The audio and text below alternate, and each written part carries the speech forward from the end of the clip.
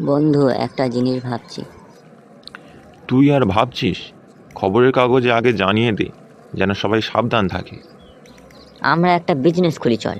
Top secret বুদ্ধি বিক্রি করব। তোর নিজের বুদ্ধিটাও তো ধার করা, বিক্রি করবি কিভাবে?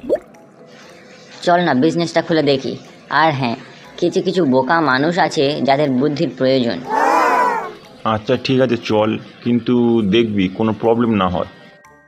ভাই, দাম একটু বেশি, কারণ আমরা ব্র্যান্ডেড বোকামি দিচ্ছি।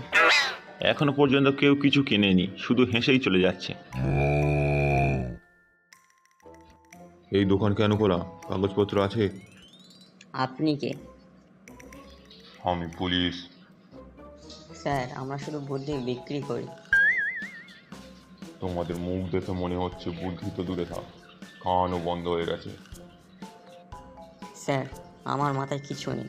আমি বোকা মানুষ। আপনি আমার বন্ধুকে জিজ্ঞাসা করুন।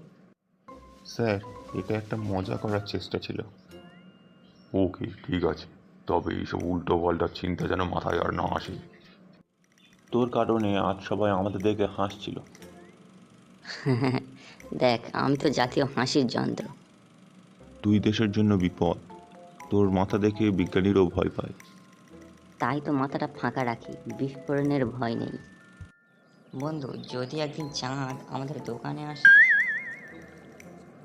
তাহলে তাকে তোর দোকানে বসাবো, যাতে বুদ্ধির আলোটা একটু বাড়ে। হা হা হা হা, আমার বুদ্ধি শুধু নাইট বাল্ব, শুধু রাতেই জ্বলে।